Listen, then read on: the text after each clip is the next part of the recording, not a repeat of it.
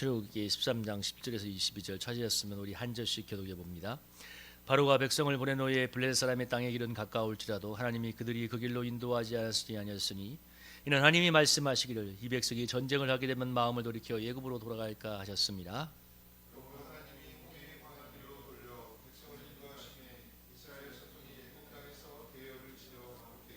모세가 요셉의 요구를 가졌으니 이는 요셉의 이스라엘 자손으로 단단히 맹세하게 하여 이르기를 하나님이 반드시 너희를 찾아오시니 너희는 내 요구를 여기서 가지고 나가라 하였음이었더라. 여호와께서 그들 앞에서 가시며 낮에는 구름 기둥으로 그들의 길을 인도하시고 밤에는 불기둥을 그들에게 비추사 낮이나 밤이나 진행하게 하시니 낮에는 구름 기둥 밤에는 불기둥이 백성 앞에서 떠나지 아니하니라. 아멘. 오늘 말씀의 제목은 먼 길을 돌아가는 이유입니다. 우리 옆에 있는 분과 이렇게 인사하게 인사하겠습니다. 하나님의 뜻대로 가는 길이 가장 빠르고 안전합니다. 이렇게 인사하겠습니다. 시작. 하나님의 뜻대로 가는 길이 가장 빠르고 안전합니다. 아멘. 우리 박순정 집사님은 지금 장염 때문에 오늘 좀 몸이 많이 힘들어서 좀 쉬고 있다고 합니다. 귀에서 기도를 해주시면 감사하겠습니다. 먼 길을 돌아가는 이유. 제가 선교단체를 나와서 일반 목회의 길을 갈 때 하나님께 이런 질문을 한 적이 있습니다. 제가 3대 중후반에 이제 신대원에 들어가서 일반 목회자의 길을 걷게 되었는데요. 그 전까지는 대학생 때부터 한 10수년간 선교단체에서 예수님을 만나고 그리고 대학생들을 섬겼는데, 그래서 이제 10수년이 지나고 물론 뭐 20대 신대원에 가는 경우는 없지만 많은 시간이 지난 다음에 이제 일반 목회의 길을 결국은 걷게 되면서 하나님께 질문했습니다. 왜 하나님 아버지, 제가 결국 신대원에 가서 일반 목회자로 살 것 같으면 왜 처음부터 그 길로 인도하지? 왜 저를 선교단체에서 이렇게 많은 시간을 보내게 했습니까? 이렇게 질문을 하니까 그때 기도하는 하나님이 저에게 감동처럼 깨닫 주었던 말씀이 바로 이 말씀이었습니다. 바로가 백성을 보낸 후에 블레셋 사람의 땅의 길은 가까울지라도 하나님이 그들을 그 길로 인도하지 않으셨으니 이는 하나님의 말씀하기를 이 백성이 전쟁을 하게 되면 마음을 돌이켜 애굽으로 돌아갈까 하셨습니다. 하나님이 이스라엘 백성을 인도한 다음에 그 다음에 바로 블레셋 사람의 땅의 길로 인도하지 않았는데요. 우리 여기 지도를 보시면 화면에 보면 지도를 보면 저기 지중해 옆에 그 척서로 해안도로라고 한다고 했죠. 요즘에 그것이 옛날에 해변길이라고 한 길인데 여기가 당시 요즘도 그렇지만 그 당시에도 가장 평야하고 비옥한 지대였습니다. 그래서 사람들도 많이 살고 가장 좋은 길이었어요. 이 직선길로 가면 거리가 650km, 요즘으로 자동차로 달리면 8시간이고 그리고 사람이 걸어서, 그러니까 어린아이들까지 다 합쳐서 걸어야 되기 때문에 성인이면 한 달이면 가는 거리지만 650km 거리기 때문에 그 당시 어린아이들까지 다 포함해서 거리 이동을 해도 아무리 오래 걸려도 3달 걸리는 거리였습니다. 근데 중요한 건 뭐냐면 이스라엘 백성을 하나님이 그 길로 인도하지 않고 여기 쭉 밑에 보면 뭐 숫꽃 쭉 해가지고 저 홍해 쪽으로 하는 그 길이 바로 하나님께서 40년간 인도했던 길인데 엄청 돌아가죠. 엄청 돌아가는 정도가 아니었어요. 얼마 걸렸어요? 40년간 걸려. 40년간. 근데 우리 직선거리로 남자들이 한 40일이면 충분히 걸어서 갈 수 있는 거리를 40년 동안 이렇게 돌고 돌아서 가야 됐습니다. 오늘 본문에는 이렇게 하죠. 블레셋 사람의 땅의 길, 저 해안도로 쪽에 블레셋들이 많이 살았거든요. 그제 블레셋 사람들은 늘 약탈로 사는 유목민족이기 때문에 전쟁에 익숙하기 때문에 이스라엘 백성이 이 길을 지나가려면 블레셋들과 반드시 전쟁을 하게 될 것인데 430년간 노예로 살던 그들이 전쟁을 하게 되면 그 감당할 수 없어서 두려움 때문에 돌아갈까 염려되어서 하나님께서 홍해의 광야길로 이렇게 인도했다고 이렇게 성경이 말하고 있습니다. 그리고 그 뒤로 이제 40년간 저 머나먼 광야의 길을 이렇게 돌고 또 돌아서 40년에 걸려서 약속의 땅에 들어가게 되었는데요. 제가 이 말씀을 받으면서 기도가 느꼈던 건 뭐냐면 하나님이 내가 일반 목회자로 살기에는 준비하는 시간이 필요하니까 이 시간을 사용했구나 하는 것이었습니다. 왜냐하면 제가 대학생 때까지 불신자였기 때문에 저는 뭐 교회에 대해서도 몰랐고 목회자의 세계에 대해서 너무나 몰랐는데 하나님께서 그곳에서 예수님을 만나고 또 경건 훈련을 받고 또 말씀과 기도의 훈련을 받음으로써 그래도 목회를 할 수 있는 가장 기본적인 준비를 할 수 있는 시간, 그 시간을 선교단체에서 하나님이 보내게 했던 거죠. 그리고 돌아보니까 제가 저 선교단체에 살겠던 시간을 제가 한번 돌아보면 선교단체는 젊은 사람들이 있고 또 아주 발랄한 곳이잖아요. 그러니까 마음대로 얘기할 수 있고, 근데 교회에서 지역교회에서 목회자는 그런 건 안 되지 않습니까? 이 일반 지역교회에서 목회자의 언행은 너무나 신중해야 되고 또 진중해야 되는데, 하나님께서 그 시간을 통해서 그나마 그래도 신앙의 세계를 알고 경건을 받으면서 하나님께서 준비할 수 있는 시간을 주었던 것이죠. 그리고 나서 지금도 생각해 보면 제가 이제 일반 목회자로서 이제 부교육제 생활하면서 10년간 그래도 교회에서 사례비를 받으면서 안정적으로 목회를 했는데요. 근데 만약에 제가 신도에 들어와서 목회를 시작할 때 지금처럼 일하는 목회자로 살 것이라고 미리 예언을 받았다면, 하나님께서 넌 이렇게 살게 될 거야 예언을 받았다면 제가 어떻게 했을까요? 주님 됐어요. 그런 길은 원치 않을 거예요. 근데 하나님께서 50이 되어서 이제 담임 목회도 되었고, 그래도 이제 뭔가 그나마 할 수 있는 때가 되니까 일하는 목회자로 십자가를 두 개의 십자가를 감당할 수 있는 길로 인도하고 있습니다. 그러니까 제가 40대가 30대 후반 초반 막 이제 일반 교회 목회자로 섬길 때, 그래서 교회에서 안정적으로 사례비도 나오고 이제 뭔가 사회가 이렇게 활발하다고 할 때, 그때 한 10년 동안 시간을 보내게 함으로써, 그래서 뭐예요? 50이 넘어서 이제 그래도 두 개의 십자가를 감당할 만한 때가 되니까 하나님께서 그 길을 인도한 것이지, 하나님이 무대뽀로 인도하지 않는다는 겁니다. 그리고 제가 예수님 만날 때 저의 신앙을 인도했던 사람이 누구냐면 바로 저의 2년 학과 선배였습니다. 그러니까 누구냐면 여기 오늘 뒤에 보면 말씀이 하나님이 낮에는 구름기둥 밤에는 불기둥으로 이스라엘 백성을 인도했다고 하지 않습니까? 저희 학과 2년 학과 선배니까 그래도 가장 저에게는 뭔가 친밀하게 다가오는 분이잖아요. 그분이 매주마다 저에게 성경을 가르쳐주고 아주 섬세하게 케어해 줌으로써 그분이 저에게 하나님이 보내주신 구름기둥이요 불기둥이 되어서 제가 신앙의 길로 들어올 수 있었고, 제가 일하는 목회자로 된 것도 사실 청소일을 제가 어떻게 알았겠어요. 우리 최동원 집사님 가정이 그래도 먼저 청소일을 했기 때문에 저에게 청소의 구름기둥이요 불기둥이 되어서 그 일을 할 수 있도록 하나님이 인도해 주신 거죠. 그래서 하나님께서 오늘의 일들을 감당할 수 있도록 해주신 건데요. 근데 여기서 우리가 오늘 한 가지 질문을 해볼 게 뭐냐면, 하나님이 블레셋 사람의 땅의 길을 피해서, 그러니까 거기가 가면 전쟁이 벌어지고 너무 큰 어려움을 겪어서 그들이 두려워서 돌아갈까 봐 블레셋 사람의 땅의 길을 피했는데, 자 아까 말한 해안도로 저 직선길을 피해서 저 돌고 도는 길을 가게 하셨는데, 그곳이 어디냐는 것입니다. 그곳이 어디였느냐? 정말 좋은 길이었느냐? 아니요. 여기 해안도로가요 훨씬 좋아요. 오늘날도 가보면 여기가 해변길에다가 평야지대에다가 기름지고 너무 가기 편한 평야예요. 그런데 여기 광야로 인도했는데 거기는 전쟁이 없을 뿐이에요. 왜냐하면 사람들이 잘 안 살기 때문에 힘든 곳이. 근데 여기 뭐냐면 여기가 오늘날도 가보면 아시겠지만 여기는 다 뭡니까? 다 사막입니다. 그야말로 너무 험한 길, 늘 풀한 포기도 자라지 않는 황량한 사막을 40년간 걷게, 얼마 동안? 무려 40년 동안 걷게 만들었습니다. 이 시간 동안 이스라엘 백성은 오랜 동안 이 40년의 길을 걸으면서 정말 불신과 불순종, 우상과 탐욕에 쩌던 그들이 죽고, 그 다음에 여러분 이 이스라엘 백성을 한번 요약을 해보자면, 그들이 출애굽할 때 20세 이상의 사람은, 그러니까 만약에 출애굽할 때 나이가 25였다, 그 사람들은 광야에서 40년 동안 다 죽었어요. 두 사람 모세와 여수만 빼고. 그러니까 그들의 인생을 요약하면 어떻게 될까요? 애굽에서 태어나서 째찍이 맞아서 벽돌을 구우며 성을 짓다가 출애굽에서 40년 동안 광야에서 죽었더라. 그들의 그렇게 외형적인 말을 말하면 인생할 수 있습니다. 그리고 10대에 태어났던 사람들은 태어나서 좀 이렇게 일조할 만 되려는 째찍을 맞으며 벽돌을 구워서 성을 짓다가 40년간 광야에서 죽도록 광야에서 길을 걷다가 55세 60세가 되어서야 이제 가나안 땅에 들어갔더라. 이렇게 얘기할 수 있습니다. 무려 여러분, 하나님께서 전쟁을 피해서 이 해안도로 아주 좋은 길은 피하게 하시고 광야길을 걷게 했는데, 그 길이 여러분 40년 걸렸다는 거예요. 40년. 여러분 이 광야의 길을 걷는 이스라엘 백성의 모습이 여러분 생각을 해보면 우리의 삶과 너무 오버랩이 되지 않습니까? 우리 성도들의 많은 삶들을 저도 지금도 보고 있고 전에도 목회하면서 한 건 뭐냐면, 대부분의 성도들의 삶이 그냥 뭐 이렇게 눌누라라는 사람은 거의 없어요. 거의 다 뭐 산이 중리하는 정도까지 아니어도 다들 힘들고 뻑뻑하고 돈도 없고. 제가 어느 가정에서 신방에서 여호와는 나의 목자시니 내가 부족한 것이 없도다 말씀을 하면서 성도님에게 성도님 뭐가 부족해요 하니까 1초의 망설이도 없이 목사님 돈이 부족합니다.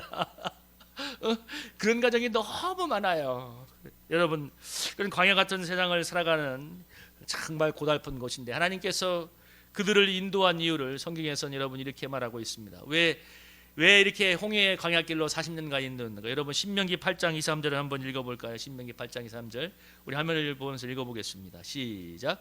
내 하나님 여호와께서 이 40년 동안에 내게 광야길을 걷게 하신 것을 기억하라. 이는 너를 낮추시며 너를 시험하사 내 마음이 어떠한지 그 명령을 지키는지 지키지 않는지 알려 하심이라.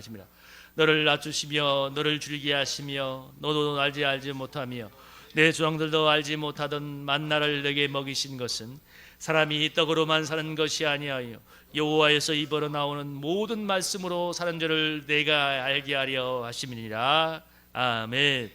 여러분, 하나님께서 이스라엘 백성을 지름길이 아닌 40일이면 되는 그 길이 아니라 저 40년 동안 돌고 돌아가는 저 길로 인도한 것. 하나님이 출애굽을 시킨 목적이 더 좋은 환경이었다면 결코 이렇게 인도하지 않았을 것입니다. 그런데 그들을 출애굽시킨 목적이 뭐였어요?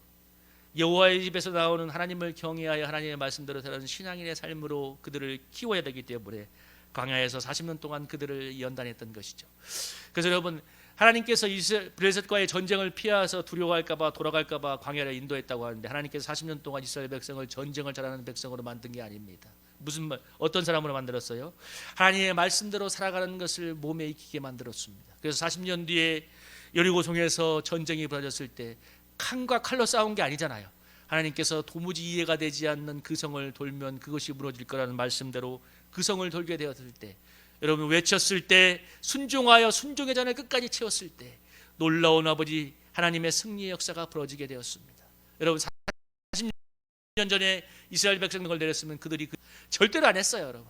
왜냐하면 40년의 세월이 그들의 증명하잖아요. 만약에 40년 전에 모세가 하나님께서 이 성을 돌라고 했다고 했을 때 이스라엘 백성이 뭐라고 반응했을까요? 미쳤어요. 왜 돌아요? 말이 되는 얘기를 해야죠. 그래서 40년간 그들이 정말 날마다 내려오는 하나님의 만나를 먹고 하나님의 말씀대로 데려온 기적을 보면서 하나님의 살아계심을 정말 온몸으로 깨닫고 뒤에 말씀대로 돼야 되는 거구나, 이것이 승리의 비결이라는 것을 느낀 다음에 순종함으로 여리고성을 무너뜨리고 드디어 40년 만에 여러분 약속의 땅에 들어가게 되었습니다. 이 40년 광야 인단의 목적이 무엇이냐? 하나님의 말씀대로 살아가는 그 백성을 만들기 위함입니다. 여러분, 오늘 출애굽한 것을 오늘날 우리에게 배우면 신앙의 입문이라고 할 수 있고, 가나안 성에 들어가는 것을 천국의 입성이라고 한다면, 우리가 출애굽한 뒤에 이 땅을 살아가는 이 과정은 이스라엘 백성의 광야 40년의 여정에 비유하면 딱 맞습니다. 뭐 복잡할 것도 없어요. 맞아요, 그게. 그래서 여러분 뭐예요? 광야를 살아가기 때문에 대부분 우리의 삶은 척박하고 힘이 듭니다. 광야를 살아가기 때문에. 근데 여러분 이게 중요한 거예요. 2절 3절에 뭐예요? 왜 내가 너를 광야길을 걷게 하시는 것을 기억하라. 그 내 명령을 지키는지 안 지키는지 네 마음을 연단해서 하나님의 말씀으로 살아가는 신앙인의 백성을 만들기 위해서 내가 그 땅을 걷게 한다고 성경이 말하고 있습니다.